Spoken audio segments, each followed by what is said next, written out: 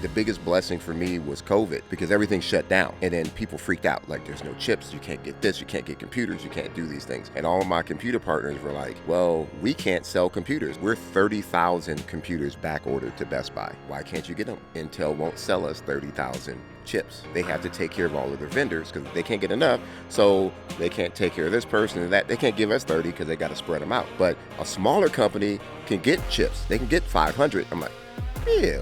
So I started a PC company. And now all of the top DJs and streamers on Twitch right now use my computer. Got friends that have songs that they put out, and I'm like, that's garbage. You know it's garbage. Like, would you buy this over that? The worst thing I hate to hear from a producer or an artist is I'm going to the studio to make an album, and they come out with 10 songs, but they only did 10 songs. Do you know how long it really takes to do like an album that's amazing? And you might have to do 50 or 60 to find 2 or to find 3. If you get lucky, you can get 10 out of 20 or 30. I was going to start with Arabian Prince, backwards style is hype. Hey, let's Not go. slow and low, but fast type. But I won't. But I already did. You already did it. Arabian Prince, welcome to Masters of Craft. Thanks for having me. What do you know about this show? I know absolutely nothing except for what you told me about the show. To be honest, That's all you need to know. I know nothing. Are you a very trusting person? I'm a big ham with a little bit of seasoned salt on it. So let's go. All right, I don't know what that means, but I trust that it means something. Yes, sir. You're a really hard individual to describe because you have your hands in so many different things. But when you go to dinner parties and somebody says, "Oh, hey, what's your name? What do you do?" I always tell them, because I play a lot of golf, so I'm always having to explain on the golf course, like, hey, so what do you do? I'm like, well, we got 18 holes I can fill you in. But, for the most part, I just go with the, founding member of the rap group NWA, Rock and Roll Hall of Fame, all that kind of stuff. But, in parallel to entertainment and music, I've been in the tech space for 41 years. So it's kind of like, I just kind of leave it at that. What was 41 years ago? Yep. What was your first toe dip into the technology space? So it's a crazy thing, man. I remember we were making records. I made my first record when I was 16 years old. And I noticed something, like we used to, party and drink. We never really smoked back then. We were just drinking and hanging out and partying. And at one point while we were touring, instead of wanting to go party, all the rappers wanted to go to the arcade. And I'm like, they want to go play games and bet on gaming. And then Coleco came out, the handheld Coleco, the football and the baseball. And after the concerts, everybody was just sitting around doing this. And I'm like the little entrepreneur cat. And I'm like, this is like the new crack. You know what I mean? Like, this gaming thing is addictive. How can I get in? So I literally, and it's the funniest story, people are like, why'd you do that? I'm like, because I wanted to know. I found out that while I was doing visual effects, I had taught myself how to do animation and 3D animation and visual effects. And I got lucky at a SIGGRAPH convention. Some people from Saban bumped into me while I was playing on this Intergraph computer system, like doing some stuff in 3D Studio Release 1. And they were like, man, you're pretty good at that. Like, would you like to work on a project? And they didn't know who I was. I was like, all right, sure, whatever, And I'm like, what's the project? It was called Mighty Morphin Power Rangers. I'm like, that sounds kind of weird.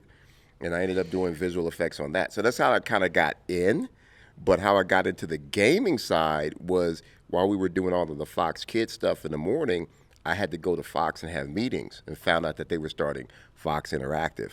So I started like going over there, hanging out with those cats, and ended up being a game tester because that's the only way I could get in. When I wasn't touring, I tested games and moved up the ranks that way. Have you ever watched the show Mythic Quest? Yeah. Love it. Love it. As soon as you said game tester, I was That's what it was. And I tell, all the kids out there, man, or the parents, like, let your kids test games, because all my friends who tested back then are now producers and executive producers of Call of Duty, all these games. They're making, hundreds of thousands a year. That's bananas. Yeah. Fast forward, because we did this maybe a year and a half ago, Yep. and when the world was forced to be virtual. So thank you for breathing all over me today. Yes, sir.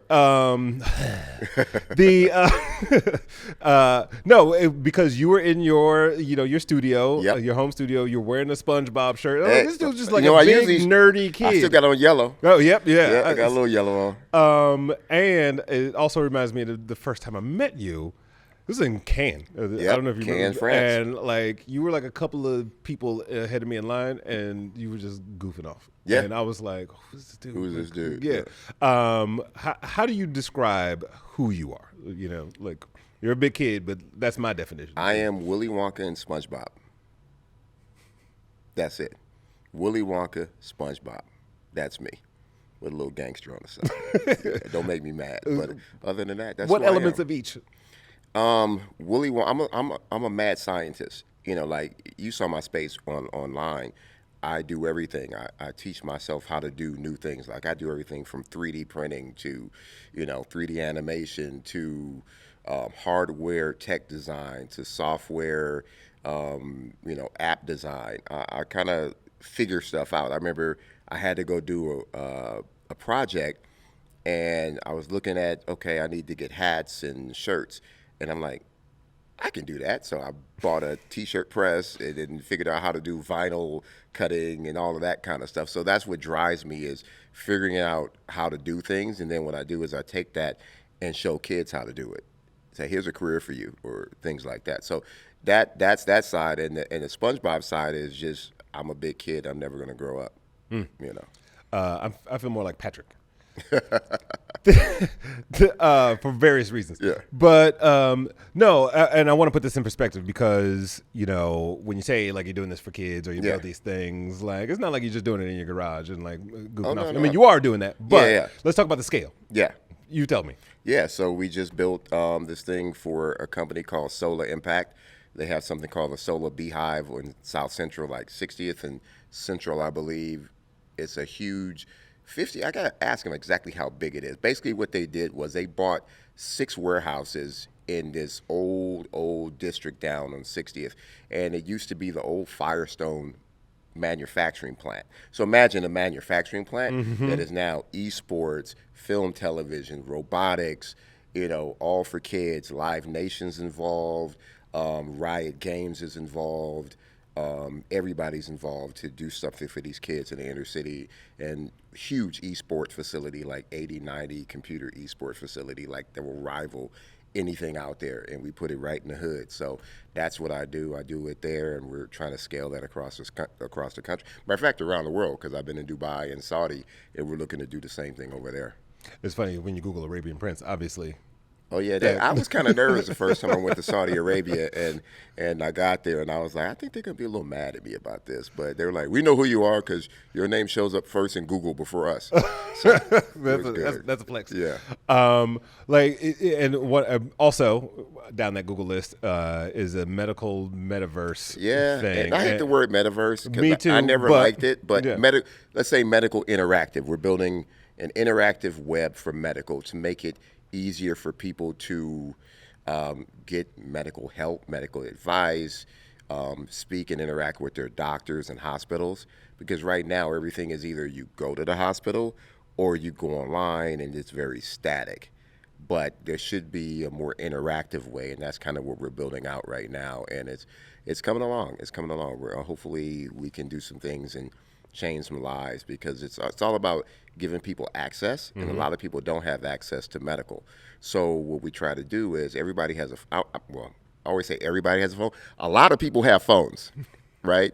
And they don't use them for the things that they need to use them for. So if we can get people to do more things on their phone and actually give us access to some of their data, we can create healthier humans. Like I always say, we're trying to build better humans by making people more responsible and giving the information that we need to keep them healthy. Like we don't want all your information, but just, what are you doing day to day? What can we do to help you be healthier and things like How do you that? present that value proposition, right? Because I think whether it's a generational thing or geography, there's a distrust of Yes. data, and sometimes I don't want to know what's wrong with me. Like, they're just gonna tell me I'm sick. Like, well, that's the So there's these psychological humps to get through in that ecosystem. Well, humans are greedy. So basically, our vision is we reward people, whether is it cash? What is it? What is it that we have to give you for you to give back? Like if we put, like right now when you go to the hospital, they have all your information. You get nothing.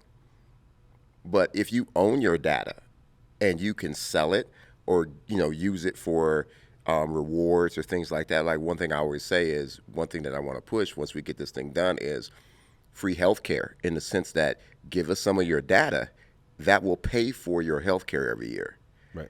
And people will do that. You got to trick people. Well, in the spirit of an NWA, right? Like that's also very countercultural, right? You're fighting a machine, right? Yeah. In terms of like, oh, you're gonna give us free, or you're gonna give people free healthcare. Watch this, right? Or like you're up against a big conglomerate that doesn't want that to happen. Right.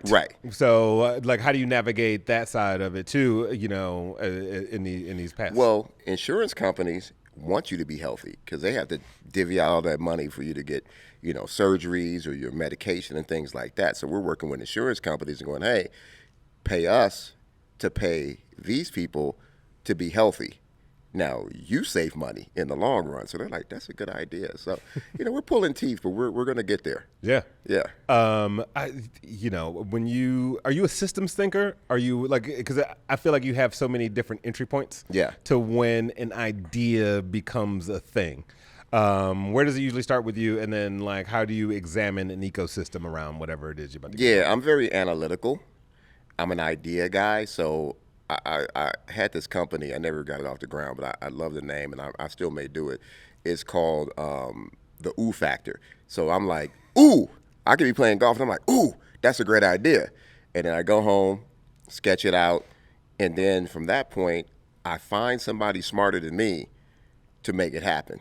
I'm not that ego guy where I'm like, oh, I came up with this idea, I got to go do it. I know that's impossible. I just come up with the idea, do the research, find people that are smarter than me that can execute that, build the machine, and let the machine run. And then I move on to the next thing. Hey, Caleb. Come here for a second, because he and I were talking about this yesterday. Was it yesterday? Yeah, I was in Ralph's. Yeah. Ralph. Yeah. So you and Ralph go way back. Oh yeah, way back. You know what's funny? Before I moved to LA, Ralph's to me was hilarious because of Robin Harris. Oh yeah. You got a car? Take us to Ralph's. Take us to Ralph's. But we were just talking about when you're a multi-hyphenate entrepreneur and you have lots of ideas all the time. Where do you start? What do you put away with? What do you write down and kind of log in your idea bank and then save until you meet that person? I don't know if you want to add to that, but there's the thought process behind it. Yeah, well, and I think that's the other interesting thing is because, and we talked about this earlier too, is just how scatterbrained, I think both of us are. Yeah.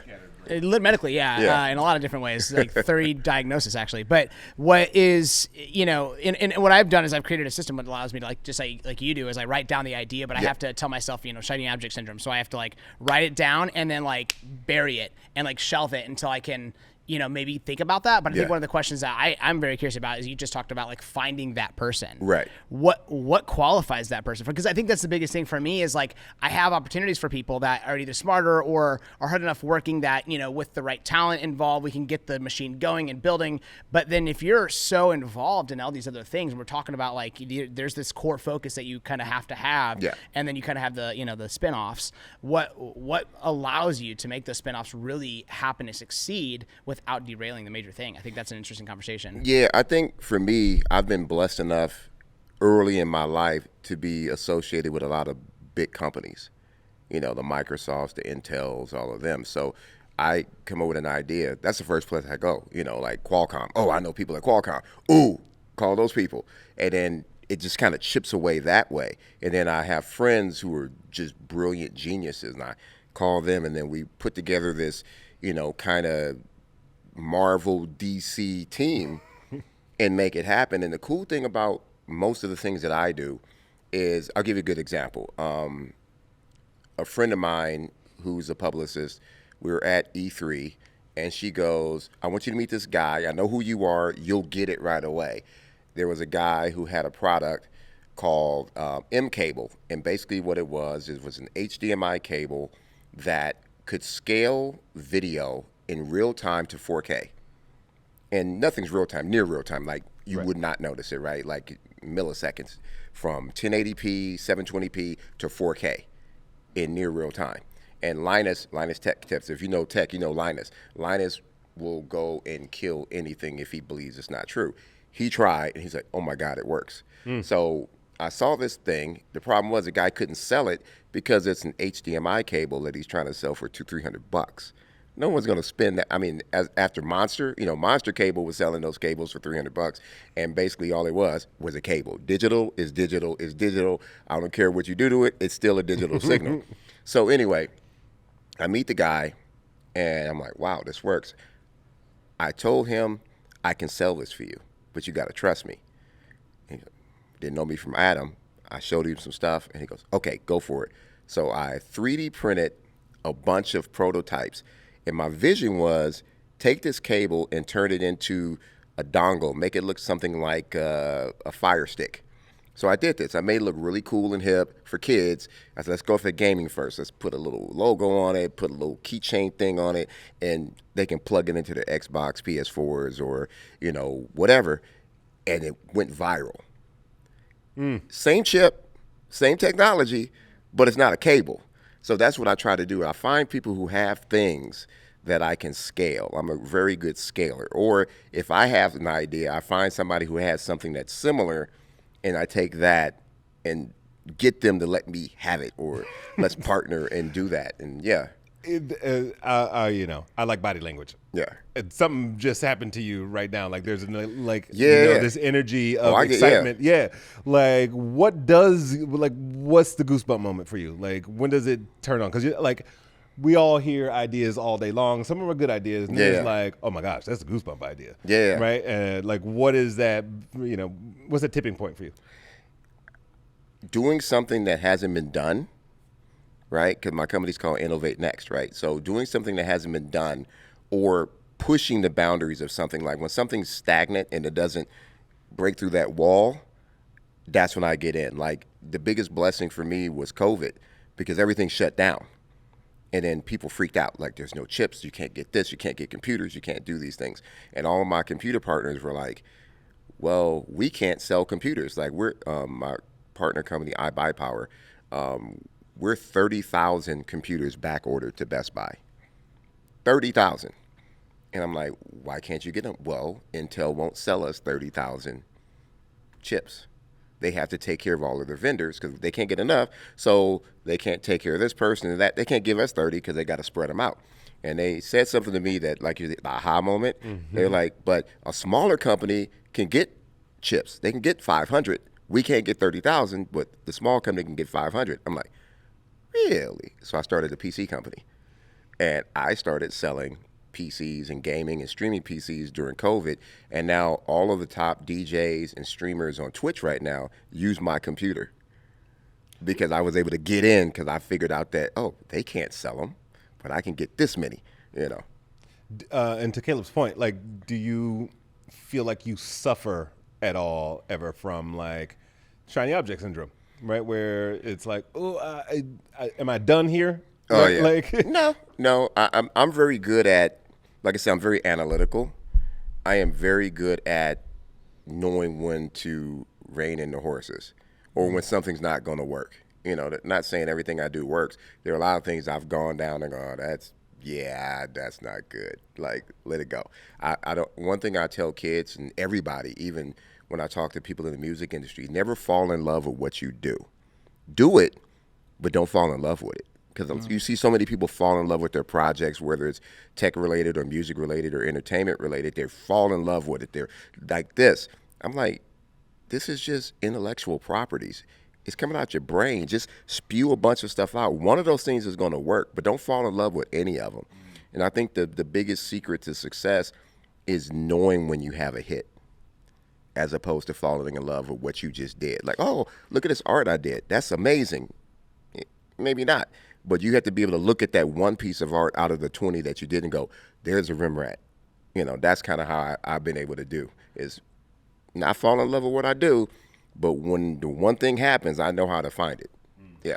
What ends up being your trigger point for when you notice like this thing is not working? It's not one of those things. What's the point? Is it a revenue thing, or is it a just a point of the process that you're like, oh, this is just not scaling, or it's not, there's no product market fit? Like, what's the point? I get bored when I get bored with it. The I call it the Disneyland. When the Disneyland closes, I'm on a ride. I'm riding, Matterhorn and Space Mountain, and I'm doing all these rides, and all of a sudden, oh, I have no more e-tickets. For the old people who know what e-tickets are, it's kind of like I'm not riding anymore. You'll know, right. Yeah, No, yeah. But Go ahead. No more rides. Start leaning away. Yeah, no, I'm old. Hey, I'm old. But no more rides, and it's like, put it aside. Maybe 5 years down the line, 10 years down the line, maybe it'll pop back up. But most of the time, I move on to something else, and I'm generated. Like revenue generated is one thing, but it's not always about the money. It's about creating something that hasn't been done, and then the challenge is making it go viral or making it something that people will buy. A counterpoint to the love. I think and it depends on what your concept of falling in love is. I think, this is a reboot of a show that you're familiar with. It ran for 7 or 8 years, and the last 48 hours, 72 hours was incredibly problematic. Yeah. And I was like, man, what am I doing? But I think it was because I love it. Yeah. That I was but it's able to successful though. See what I mean? It's the difference. This is successful. Yeah. Right? So you love it and it's successful. There's a difference with loving something that's not successful. Like I got friends that have songs that they've put out and I'm like, that's garbage. It's garbage. Would you buy this over that? And they can't honestly say that they could buy their own music, but they love it so much because I went in the studio. The worst thing I hate to hear from a producer or an artist is I'm going to the studio to make an album and they come out with 10 songs, but they only did 10 songs. See what I mean? It's like, so you got 10 hits. Oh yeah, they're fire. I'm like, do you know how long it really takes to do an album that's amazing? Yeah. It's not just you did 10 things. You might have to do 50 or 60 to find 2 or to find 3. If you get lucky, you can get, 10 out of 20 or 30. But I think you got to just be honest with yourself and. Well, I think it's also like a thought line of you're never really done. When I'm brainstorming with clients or, working on projects and I'm like, ooh, I love this, but let's keep going. Yeah. Because I always think there's if you keep digging, you might find something else underneath the oil. You know what I mean? And you never know. And I think that's part of just having an exploratory spirit, but also one that you can rein in from, you got to rein it in when you need to. So it's a tough balance. I find it to be, and it also just depends on what the thing is. There's things where we get super excited and I'm like, ooh, and you call around, or we were talking about doing, filming these interviews inside escape rooms. Which could be kind of cool, right? That's It'd be fire. our version of Hot Ones, which would kind of be dope. And then Caleb, bubble burster that he is, was but the thing is, the escape rooms don't want to give away the secrets. Right. So can you really do it? Can you do pieces of it? So then it becomes this massaging of how much do you love this idea to keep trying to make the left turns and go in the side door in the back and figure out the happy mediums of the thing. I don't have a question there. I'm just no. I'm freestyling. I get it. So you know what I think? What really helped me, my one of my biggest hits in music, right, was the song Supersonic. It doesn't go away. That song is everywhere. TikTok, Twitter. Nissan commercial. It was Fergalicious. It was Rap God. Everybody's using this song. And if people really know how I made that song, it's the most simple thing on planet Earth. It cost me $400. It was random. It was the B-side of a song I did for the girls. And it was just done in an hour. And I used an 808 drum machine and a Yamaha DX7 keyboard with one sound. That's it. And the song is still one of the biggest hits of all time. And that's what reels me in, because I can go put 100 songs or 100 sounds in a song, but I know I did that with 2 sounds or 2, a drum machine and 1 sound and had a big hit. So I'm like, well, why am I working so hard? Let me get to the end game as fast as I can and make sure it goes. But I always say, you don't have to build the Bugatti or the Rolls Royce. You just have to build a car that runs, right? You can change the tires as it's going. You can put the rims on it. You can change the seat. get it going, running down that hill, and you can turn it into the Bugatti. Look at Right now, this is a Flintstone car. Well, no, No, but hey, look at all the podcasts out there that are making millions of dollars a month now. They all started as a Flintstone car, and some of them I'm like, I still don't understand how they're making money, and I'm like, how are they making money? But they just kept it going, and it kept growing, and it kept growing. You know, You have this DIY confidence about you. Which Yeah. is like a good friend of mine, Orlando Jones, the actor. Yeah. He's, when I asked him about his origin story, he's like, everybody sees something at some point in time, usually when they're a kid, and they go like, I want to do that, and it just sticks with you. But I think when you explore creativity and technology and the things you have the way you have. There's also like roadblocks and things that come along the way. Yeah. There's imposter syndrome, and I'm not saying that you have any of those things, but like, what is it for you? Where do the Arabian Prince roadblocks come up internally? Wow, man, I don't have any. I always say that. Maybe it's because I don't get mad. I don't get upset. I don't have that negative gene to where like, like it's not working. When it's not working, I'm like, I'm that guy. Like, I swear to you, I'm like, yeah, whatever. Yeah, move on to the next thing. And I want to touch on one thing you just said. That whole, like, what made me this, right? Like that ooh thing. I'll tell you a quick story. When I was a kid, my mother let me stay with my uncle on the weekend because he was a cool, hip uncle. He used to be gang banger kind of guy. But, Do you have a cool uncle name? yeah, his name is Wayne James. Yep. We called it. He was definitely like, you can always tell like Uncle Wayne in and of Uncle itself. Wayne. Wayne had the Dodge Charger, right, with the Hemi shifter. He had the van with the fur and the little, like, I want to hang out with this guy.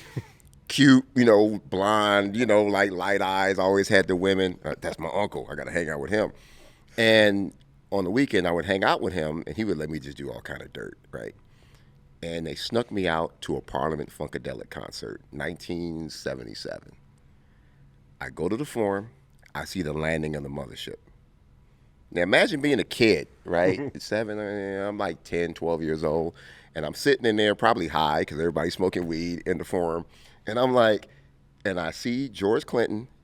I see them land this mothership, and he comes out. I'm like, I want to do that.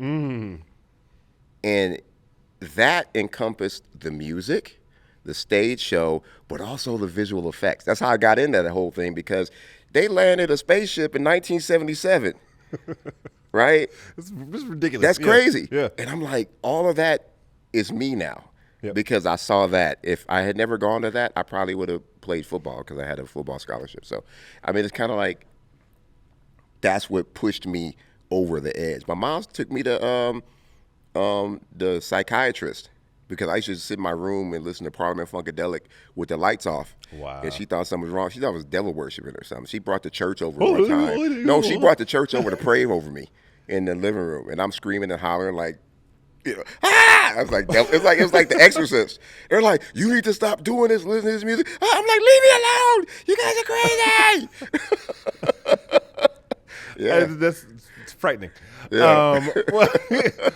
But I would imagine that still exists when people encounter you today. Yeah. It's like, how do people misunderstand you, here in 2023? People think I'm very simplistic. Like, people think, oh, he's the gangster rapper dude from NWA. But then they find out, oh, he does tech, or oh, he plays golf, or oh, he does these things. And then I become very complex to them. And they're trying to figure out. The one I hate is, oh, I didn't know you were smart. I hate when people say that. Like, oh, you're so smart. Like, I'm not supposed to be smart. Like, that's almost like an insult. Absolutely. You know what I mean? Just because I was a rapper, I'm not supposed to be smart. Or because I came from Compton, I'm not supposed to be smart. And, I'm complex. What are you doing about that dynamic today? You have a lot of like, every time I talk to you, it's like blah, blah, blah, and the kids. Yeah, blah, blah, blah. it's all about creating more me's. It's about the kids. It's about, I hate the fact that schools and teachers tell kids you have to work, and they use I call it the evil word, hard. You got to work hard. everything you want is hard. You know, it's hard. Is hard. You got to do this. It's going to be hard. That lesson is hard. No, it's not. It's easy. Put that in their head. The opposite. Easy. Everything is easy. You know why? And I'm going to go to, this is the old man thing. When I was coming up in school, we didn't have Google. We had to read books, right? I had to go, computers, I had to go to like Radio Shack. That's who sold computers back in the 80s, Radio Shack. You had to go to Radio Shack to play with computers, right? Now everybody got a computer in their pocket. Anything you want, ChatGPT or Google or whatever, it's all right there for you. You want to learn how to do something? How do you think I learned how to do everything I learned how to do? Sat in front of my computer, I went on YouTube and saw somebody else doing it. I'm like, oh, that's easy. So that's my thing to kids now, is saying, it's easy. What do you want to do? Oh, I want to be in the fashion. Okay, it's easy. Now fashion is tech. Before it was hard because you had to sit there and learn how to sew and do all of that kind of stuff. Now all of the designs are in computers. All you got to do is learn that software. So that's my whole thing to the next generation of children and kids and young adults is stop thinking everything is hard. It's really, really easy. You just have to focus in on what you want to do and go research it. Yeah. Yeah. I'd like to edit that to easier. Okay. Only, and not correct, but I think, you know, like I have a daughter in high school, and I remember in her younger years, I'd be like, if she wanted to know what something looked, I'd hand her a dictionary. Yeah. Right, like before, you know, because I didn't want her to like do too much screen time. I was trying to balance it out, but I was also like, there are analog ways, and there are like certain steps you will have to take in order to achieve that thing. Right. It's easier than it used to be, right? But there will always be a roadblock of some sort. What advice do you give to people who are up against roadblocks along that potentially easy path? Yeah. Hop them. Hop those roadblocks. That's the easy part. That's the easy part because I look at it this way. We as human beings on this planet, and I can get deep. We can go deep on this. Go for it. That's what we're here for. We think we're smart as a human race, right? This year, 2023, we've accomplished so much, right? We've been to the moon. We're trying to go to Mars. All of these things, right? But yet we're not so smart because we don't know how they created the pyramids. We don't know how that happened. There's so many things that we don't know. We haven't seen the bottom of the ocean. We don't know what's really going on our planet. So often I say is somebody's going to push the boundaries. It's going to be one of these young kids that's going to hop that roadblock because perfect example is Snapchat. I always use this as a joke. Snapchat was created by teenagers who were in prison in their own home. Probably overzealous parents that were looking at their phones all the time and like, you know, this and that. And he was like, man, I wish I could make an app that makes stuff disappear. $1 billion. So one of these teenagers or young adults who's, you know, being suppressed by their family or something or life is going to create the next thing. So that's why I would say there's the only roadblock there is you. You are your own roadblock because there's always a way around, over, around the side, go back, forward. You know, there's ways around things. And, yeah. Do you think when Mark Zuckerberg stole Facebook from the Winklevoss? I like that word. I'm glad you said it. What did I say? Oh, stole? You said, I'm glad I didn't say it because I might have to hang out with him one day. Hot take. We're going to get canceled because he has more money. But when he was in college and it was literally the Facebook, do you think he imagined he'd be testifying in front of Congress a decade or two later, right? Like, I think that I like this idea of unintended consequences in things that we make. Uber, Airbnb, like all ended up changing local civic policy and rental, agreements and like all these other things. True innovation disrupts. Right. And disruption is not like, oh, we do this now. Like, it is like, oh, we need to figure out we're the government. We need to figure out what we're going to do with all this cryptocurrency. Yeah. Right. Like, but anyway, I say that to go, like, there are these unintended consequences of the things that we create. And are we prepared for them? And how do we prepare for them? We're never prepared. Like, we're not prepared for Chat GBT. You heard the guy from Google left who created all of this AI. Yeah, he was like, the grandfather of AI. He's like, I'm out. He closed his laptop quick. Oops, my bad. Literally, he said, my bad. I'm sorry. I didn't mean to make this. And now it's going to be out of control. But we have to be out of control because the future is happening so fast. We just got to figure out how to unplug it. I always say, I ain't worried about AI. Just unplug it for right now, but it's, and here's the other thing. The problem I have with technology and innovation is we're labeling too many geniuses that aren't actually geniuses. Think about it. Like, we're calling Mark Zuckerberg a genius. Why? Because he made Facebook. Oh, he borrowed Facebook from his homies, and they turned it into this billion-dollar company. That doesn't mean he's a genius. That means he made Facebook. Show me something else. Show me some Elon Musk stuff. Then I'll call you a genius. Like, Elon Musk is on another planet. There's a few guys like that, Oh, yeah, Elon Musk and Richard Branson, these guys who continuously reinvent, and are successful. Those are your geniuses. Just because you made something, Uber, Airbnb, it's cool. You're not a genius. You just made something cool. What credit do you give of Mark Zuckerberg then? If maybe genius is a heavy title. I say businessman, like hell of a businessman who figured out how to make billions of dollars off of something. Because one thing I say, and I tell kids this all the time, there is no difference. All of these billion-dollar companies we talk about, Instagram, Snapchat, WeChat, Facebook, TikTok, what's the actual difference? They're all using text, visuals, and media to interact with the public. It's all the same. They're just doing it in a different way. So where's the genius in it? They're just kind of, what's the word I'm looking at? They're using us, what we want. It's what we want. That's what they're doing, right?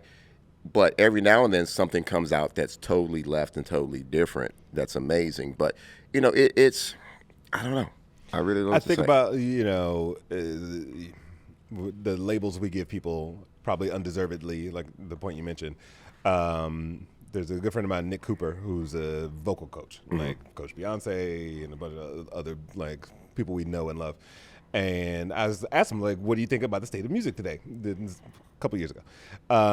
And he said, I'm fearful that we're getting to a place where we're celebrating mediocrity.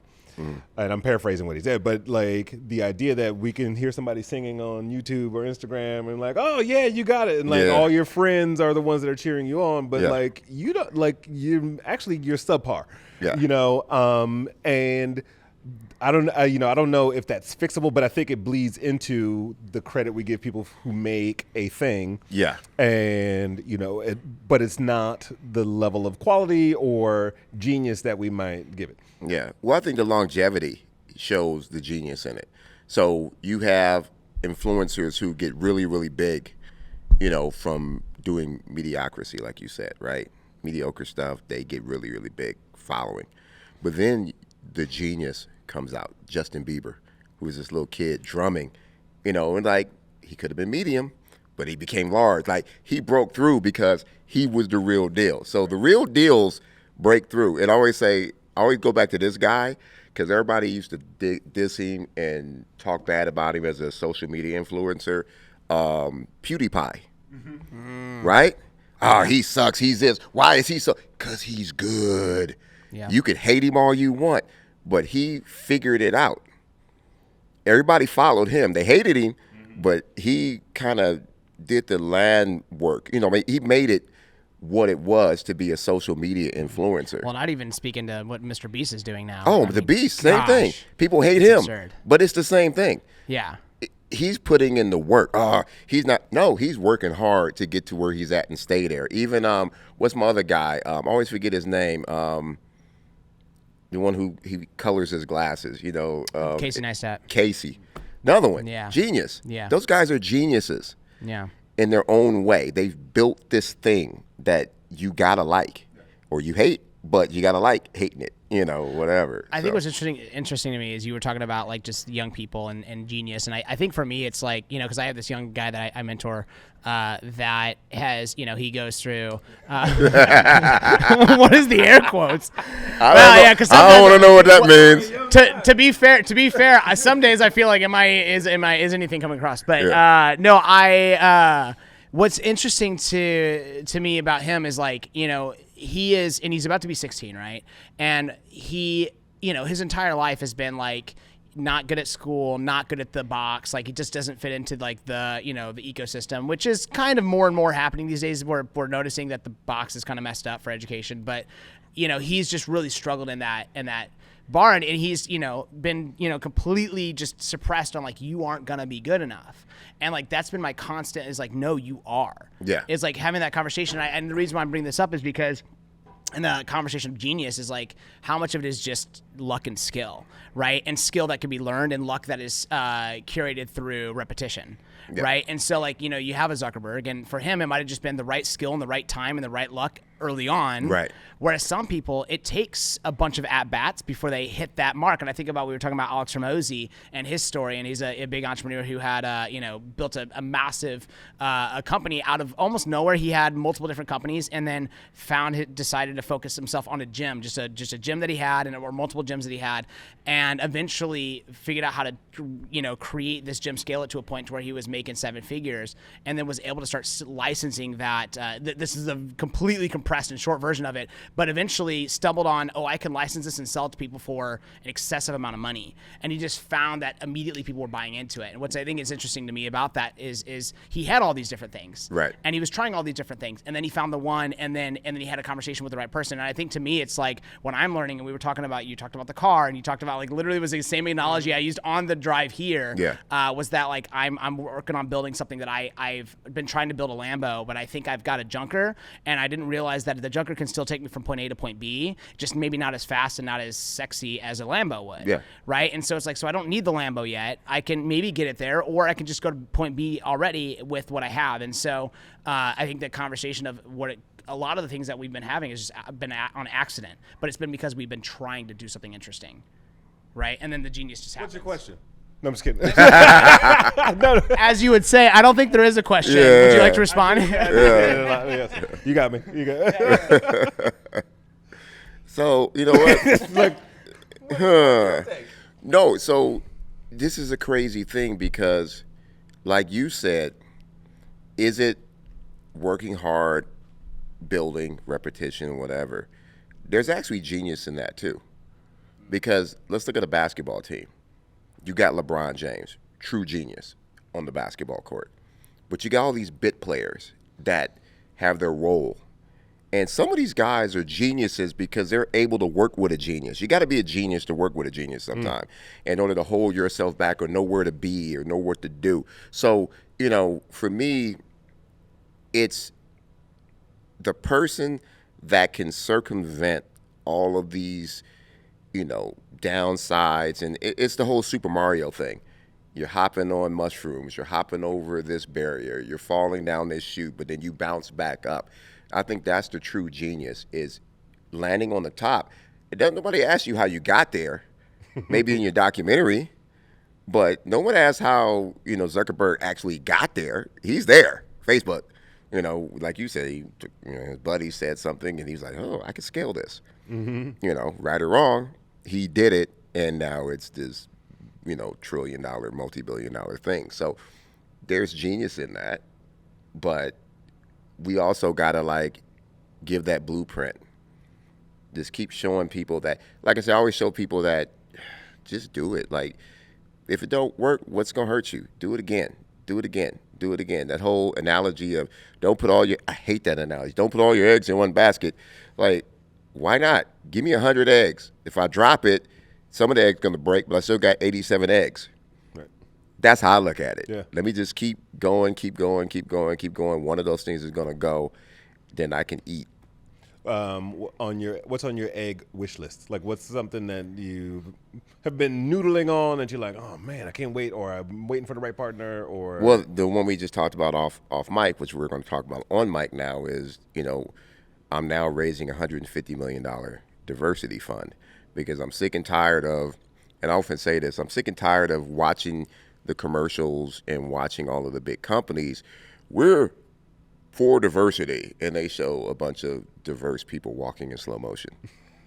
Right? We support diversity. We're giving money to diversity, and then the report comes out, and 1% of all the money that was pledged to go to diversity goes to diversity. Yeah. They spend more money on the commercials.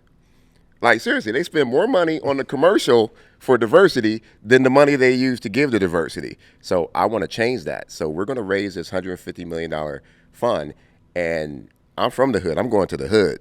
I'm going to the inner cities. And I'm going to women and rural communities and find those diamonds in the rough. Like you said, they're out there, right? Somebody, has a company that's only making $25,000, $30,000 a year. Somebody might call that a failure, but they're doing it with their own money, and they're bootstrapping and struggling. All they need to do is scale. You may not have to give them $1 million. You may only have to give them $100,000, and you could take that 25 grand to $1 million company. Yep. That's what I want to do. I want to do a whole bunch of those, as opposed to giving some startup $10 million or What, with that ambitious goal, what new skills do you need to acquire? For me, I don't think I need any new skills. I just need to, because I've been doing this all my whole life in tech and, mentoring startups and all of these things. I think one thing I have to do is, I think the biggest skill I need to do is say no. That's my new skill. It's like, if you're going to be sitting on a $150 million fund, you're going to have to say no to some people that you really care about. I care about you, but that ain't the one. Right. Like, I'll show you how to get it there, or maybe that ain't ever going to be the one. Maybe you should go another route. I've had to tell companies that, like, I've said that to people, like, don't do that. It's tough. Like, yes, I agree with you wholeheartedly. Like, I always try to go, no, but here's look at this link, or watch this video, or like talk to my boy, like whomever, whatever the thing is. It's hard to say. It's hard for me to just say no and leave it at that. Yeah. It's like, because I want to help, but I'm also like, it takes time to also like even do those, like, go this way for for a second. Yeah. Speaking of going this way for a second, you're gonna go away now. We thank you for your time. Thanks for having me. I appreciate you guys, and I'm glad we got into this like deep conversation. I don't like basic, like, stupid questions. I like going deep, and we got deep, so I like that. No, I tell people all the time, is like, I don't like having and then what happened conversations. Yeah. Like a little bit of that, because I think you need to provide context and like all the things. Do I have time enough? Do I have time to say one last thing? I want to give some startups a piece of advice. Ooh. So this is something I always say, and I'll give you the answer first. Here's the answer. The punchline is, don't buy a waterfall wall. That's the punchline. So really quickly, I went to a startup party in Santa Monica. I won't name the startup because they're no longer with us. They just got funded, a lot of money, really nice office, right? I'm talking to a guy. They had like shrimp and all the good food and everything. Everybody's there celebrating. And I'm talking to this guy, and I'm leaning on a wall. Why's my arm wet? Like, they got a waterfall wall. Like, how much did that cost? Wow. Don't buy a waterfall wall, because they're not here anymore. That waterfall wall is probably another engineer or two that they could have paid for. So they got the money, they bought the big office, they did all this stuff, and now they're not here. So don't buy a waterfall wall. Yeah, I think money, I don't know, like, it never goes as far as you think it's going to go. That's why I always pretend I'm broke. Mm-hmm. Even when I got money, I pretend I'm broke. I try to do it with nothing or near nothing, because I think you're more proud of it. You tend to work harder, and I hate to use the word hard, but you do. Like, I gotta stretch this, and then you find out you can't stretch anymore. Okay, now I'll throw some money at it instead of throw a bunch of money at it. Right. Let me see how far I can get before I throw money at it. Yeah. Arabian Prince. Appreciate Back you. with a stylist hype. Not slow and low. It's the fast type. Thank you for joining us on Masters of Craft. I appreciate you. Thanks. Amazing. Always. Yeah.